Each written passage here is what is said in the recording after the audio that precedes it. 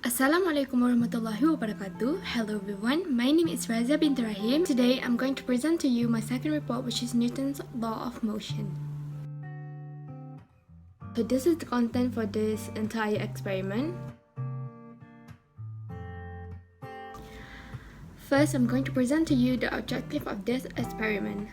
So first, we have to investigate the relationship between total forces acted on an object with acceleration of the object. Second, to study the Newton's second law of motion. So in this experiment, we use the fed stimulation. Let's take a look at the procedure of this experiment. First, I'm going to present to you with the non-friction surface. So first, after clicking the link given, the force graph tab was clicked. Second, parameter have been set up as below. Object, small crate, friction, ice, which is no friction. Third, the acceleration graph was added.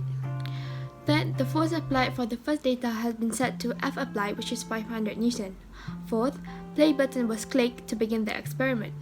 5. The acceleration were recorded as a result in table 1.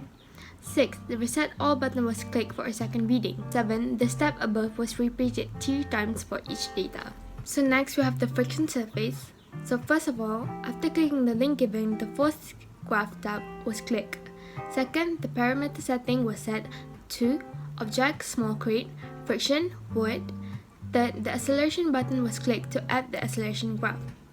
Third, the force applied, which is F applied, for the first data was set to 500 Newton. Fourth, the play button was clicked to begin the experiment. Fifth, the acceleration were recorded as the result for table 2.2. Sixth, the reset all button was clicked for the second reading. 7. The above steps were repeated 3 times for each data. 8. Step 2 until 7 were repeated for another 9 data. So as you can see below, this is the result that I got from this experiment. So first, let's take a look at the non-friction result. Next, let's take a look at the with friction result. So as you can see, this is the free body diagram for the non-friction and friction. So next, let's take a look at the analysis of this experiment. So first, from the data, plot graph for A, total force as a function of acceleration for non-friction surface. B, total force as a function of acceleration for friction surface. So we have two graph that I need to do in this experiment. So below is the graph.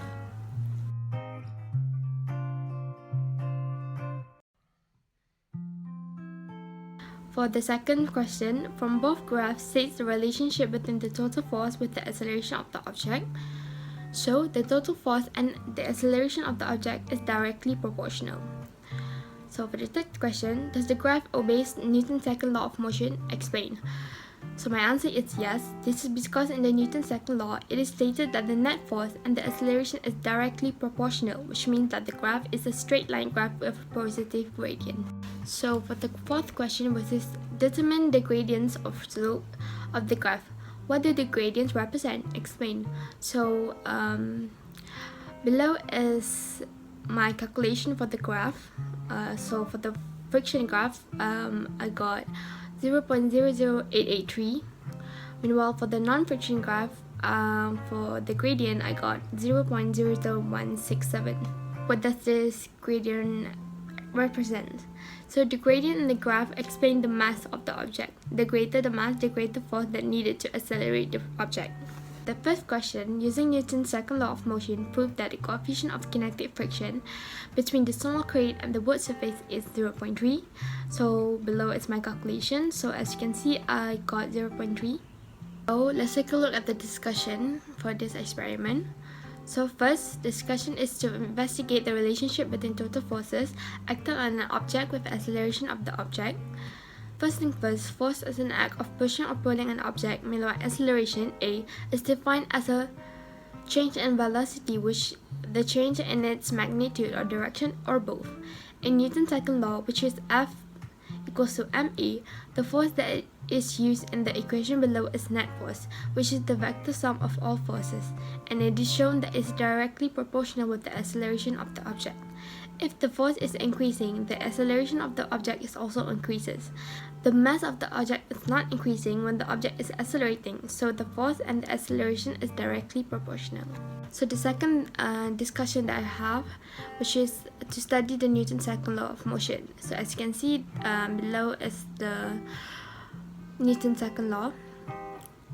So the second law of motion happens when all the forces of the object is not balanced. The second law notes that the dependent on the acceleration of an object and the mass of the object is two variables that were stated in the second law. An object's acceleration relies on the net force acting on an object and inversely on the mass of the object. The sum of acceleration is also inversely proportional to the mass of the object. The object with heavy mass might have less acceleration with the same force than an object with a lighter mass. So for the conclusion for this experiment, the relationship between total force acted on an object with acceleration of the object is directly proportional, and the Newton's second law showed that the acceleration of an object depends on their net force and their mass. So that's the end for today's video. Thank you so much for watching and have a great day!